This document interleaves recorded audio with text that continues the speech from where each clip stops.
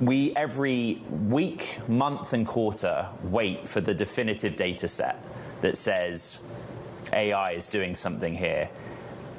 Have you seen it yet? Will we see it soon?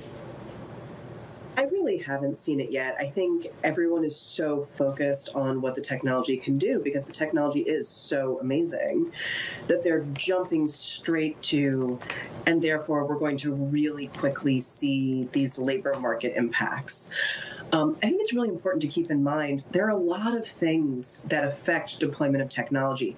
IT policies, economic pressures, demographic changes, liability concerns. And so the question isn't just what can the technology do, but how quickly is society going to, and companies going to rearrange itself around it.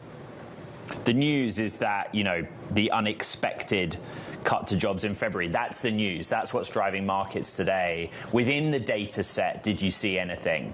Did you go deep and say, okay, what can I put from this into my own model? Yeah, and when you look at this data, strikes did play a role, so we should see those jobs coming back. But even if you take the strikes out, about 50% of the job loss was in goods-producing sectors as opposed to private service-providing sectors. So things like manufacturing, construction, mining, and logging.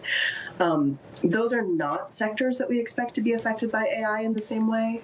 And for context, right, they were about 50% of the cuts, but they're only 16% of employment. And so that doesn't suggest that this is AI. It suggests that you maybe have impacts of tariffs, plus just some general cyclical weakening. Martha, yeah, we saw in information about 11,000 jobs gone out of those 92,000. Can you tell us what data points we should look at then?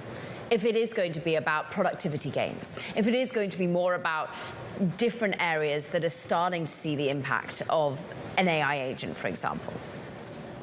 Yeah, one of the things that I've been looking at is how quickly the just composition of jobs in our economy is changing, because we gain and lose jobs all the time. That's a pretty standard part of an economy. And so just because we lose jobs in 1 month doesn't mean that we should immediately assume that it's AI-related job loss.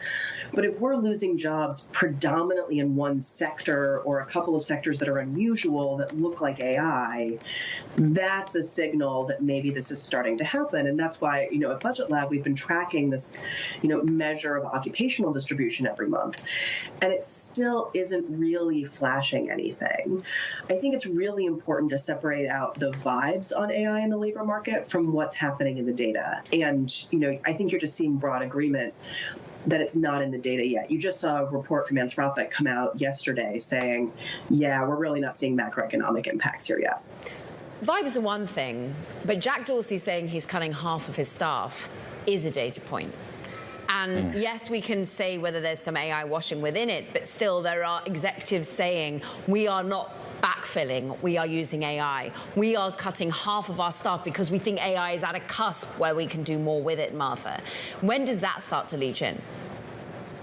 I do think tracking CEO statements is not the ideal way to look at this for a couple of reasons.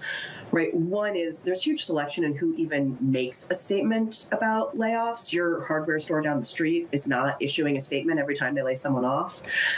There's selection effects in whose statements get covered. Right. The statement from Jack Dorsey was, very eye-catching, and so it got picked up. And also, frankly, CEOs have incentives to talk about things in a certain way. Shareholders want to hear that they're making AI investments and driving productivity. And they may not even have a perfect sense of what hiring would look like in the absence of AI. And so I do think it's a moment where, yes, we should listen to people about what's going on. We should listen to CEOs. But it's really important to go back to the data and make sure we're taking a really data-driven approach here rather than, following the latest company announcement.